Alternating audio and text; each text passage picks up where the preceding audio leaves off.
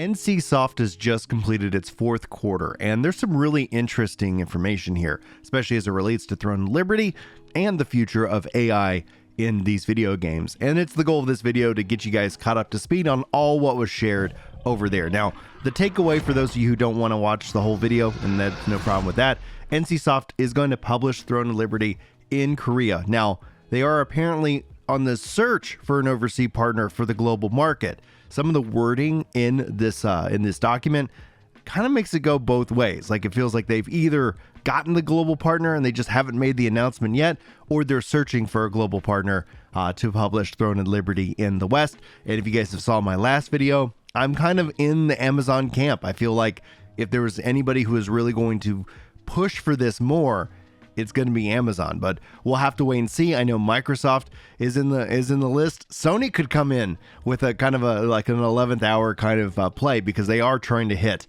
10 service-based games by 2025. So a lot of big players looking to pick this up. Anyway, for their marketing efforts, that's going to happen possibly once they've got their global partner announced or solidified.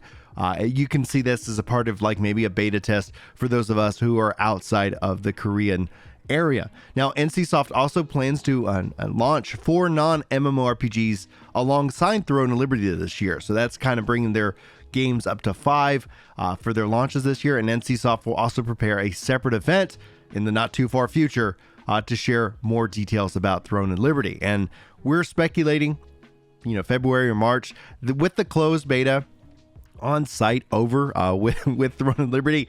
I could see March being kind of this bigger, more pushing forward into that marketing campaign, because if they are going to hit the first half of this year, they're going to obviously want to try to get that spun up as quickly as possible. Hype for this game actually continues to grow. Thank you guys so much for checking out these videos, by the way. They're some of the most popular over the long run, so thanks for hitting the likes, and welcome to all the new subscribers. My name's Brian, if you happen to be new around here, and for returning subscribers, you are freaking amazing, and I love you very much. Thanks for subscribing to the channel. But let's go ahead and go into the details itself for the report. So NCSoft announced its fourth quarter results for the last year. They recorded a record $222.4 billion in sales, $5.479 billion in operating profit, and $474.1 billion in net loss. And sales and operating profit decreased by 9% and 67% respectively quarter over quarter, and by 28% and 57% year over year. Net income was in the red due to foreign exchange related non-operating losses due to lower exchange rates.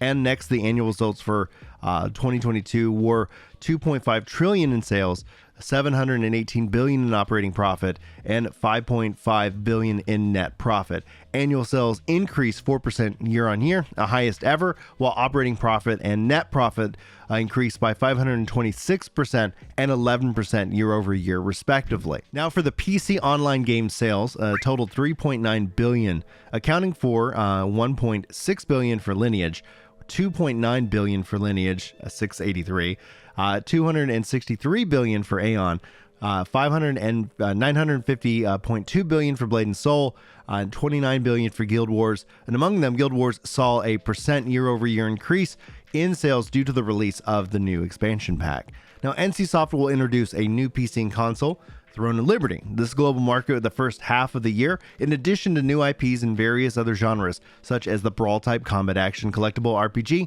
and a puzzle game will be released sequentially, can't even say that word, welcome to the channel, throughout the year, and to promote the profile diversification.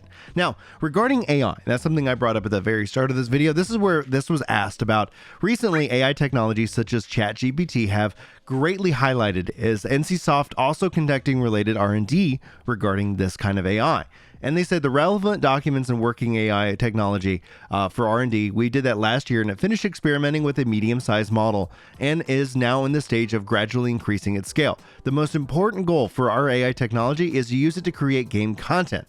For example, language models such as ChatGPT can be used to create stories instead of characters. Furthermore, we believe that the digital human business combines AI with our existing 3D modeling technology and a large-scale multi-axis online game operation technology to give users a differentiated sense of immersion. I think while we're still a little whiles away from AI kind of being the be all end all, really kind of dominating game creation. I do think that we're going to wake up and it's going to be here. I think obviously with the success of ChatGPT, Microsoft investing billions, Google panicking. If you guys haven't been following any of that, it's really quite fascinating. They are in a code red over at Google right now because ChatGPT actually acts as a better search engine, and it could essentially, be integrated, who knows, with Microsoft's, and we could see a shift. I doubt it because people of habit, but when it comes down to the future, especially with games, having AI create, why am I drawing a blank? Textures. I was like, templates? No. Textures is the word that I was searching for, and I discovered it. Huzzah. But when it comes down to having them create assets and storyline and character quests, I still think you're going to want to have a human element, but it will empower, I think, the human to be able to do so much more, so much faster. Maybe this could even have an impact in driving down the total cost of making these big AAA games and being able to do things at a much faster. And also when it starts to kind of test, when we start thinking about, I think, the AI impact of these kind of games, like taking Throne and Liberty, imagine being able to have a bunch of AI game testers where the AI is modeled off of how we actually play games. One of the biggest complaints that you see within the space is gamers are like, how could they not find this issue? And as somebody who works in dev, who lives in dev, who breathes in dev, it's always interesting. Like, we'll catch like a bug and it's like, okay, we got that, get that fixed. But then it gets put out into the test, world.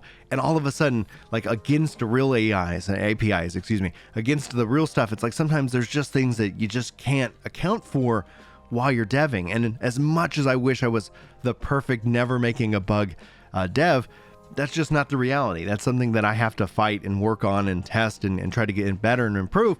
And I think AI within the test sphere could also help discover, identify, because you could also model that off of players. I also think that's going to be a huge impact for the social side of these kind of games. One of the reasons that I think MMOs feel inherently less social is because they've had to really lean more into the casual single player mindset. And maybe this just needs to be its own video, later today or sometime, in the coming days, where the true impact of AI on gaming is, I think there's some real benefit there. But it's stepping into a great unknown. We're seeing all kinds of positive and negative stories on the internet about AI. And so, anyway, that's just, that's something that's interesting to see because these game companies, I think, are actively interested in it. I'd rather them talk about AI than NFTs, my personal thing, but I do wonder if some of the subtleness that they're putting out here, just like with Square Enix, is kind of still working on trying to figure out NFTs, if that will have any kind of impact. But regardless to say, I thank you guys so much for hanging out for the video. Hopefully you got something good out of it. Hopefully you have a wonderful, fantastic day. I love you very much, and hopefully I'll see you in the next video. But until then, take care.